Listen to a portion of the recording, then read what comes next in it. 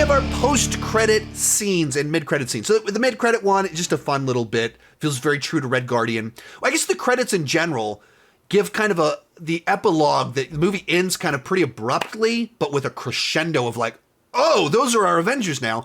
And then the credits kind of play this out where the credits are just as confused as the audience were about this movie of like, who? Why? Like one of the articles in the credits says like B-Vengers rather than A-Vengers. They had all the fun with it. And the parts of what the ridiculous magazine covers would look like to the actual think pieces on who these people are. And then we do Red Guardian with the Wheaties, paying off the joke that was all throughout the marketing and everything like that. Just fun. Just a fun little bit to do. Then, of course, the one at the end, a true epilogue. We jump forward over a year, and they are the established Avengers that have been doing avenging for a while now. And they're getting the reaction that you'd expect them to get from the public. That this is not our classic Avenger. This is not Steve Rogers. This is not Tony Stark. Who are these guys? And they're dealing with all the public about it. We've still got Taco Shield on U.S. Agent, but he's replaced his hat with an actual hat now. No mask. We got the actual beret hat instead. He likes his hats, but apparently doesn't like his mask. But just toying around with all this kind of different stuff and giving a real epilogue, showing what their dynamic is like, their new looks and everything like that. And then our final little tease, which was spoiled by the end credits in one of the craziest little, like, you couldn't find any way around this. If you were reading the credits, the final music credits says Fantastic Four. So like I'm watching the credits and I go, oh, well, I think I know what's about to happen in the post-credit scene. They spoiled the post-credit scene in the credits right beforehand. Like you couldn't like use a different music cue, or you couldn't like, you do the scene and then also featuring the Michael Giacchino's Fantastic Four theme, the new Avengers and Bob will return or whatever. You could have done that. You had to spoil it in the credits. Nobody went, come on, we're going to spoil it in the credits. Don't do this. But so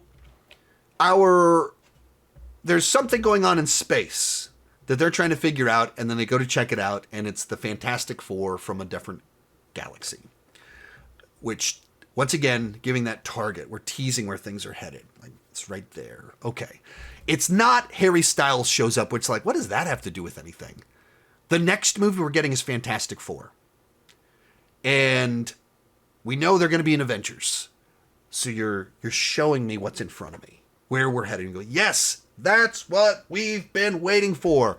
This is what a good post-credit scene is. Bunch of people, best post-credits, one of the best ones ever. It's amazing. It'll blow your mind. No, come on. That's exaggerating things. Because it's not like we didn't know Fantastic Four was coming. It's not like what they revealed was this gigantic, amazing thing.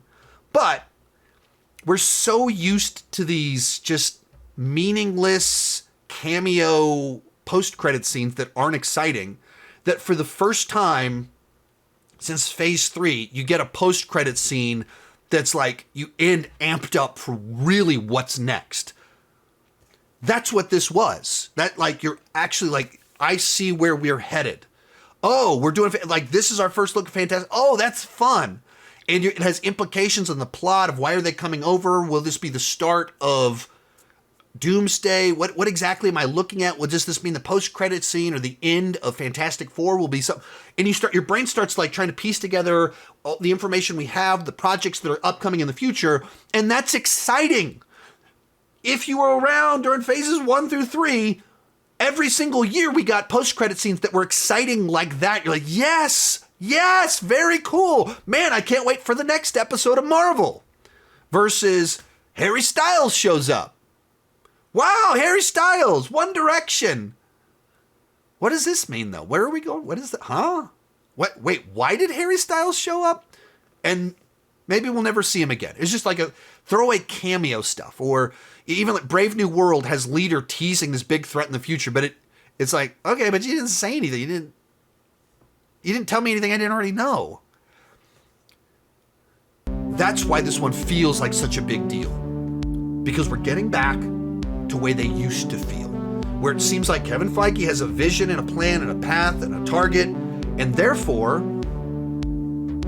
the post-credit scenes can aim you towards the target. And it's fun, and that's cool, and it's satisfying.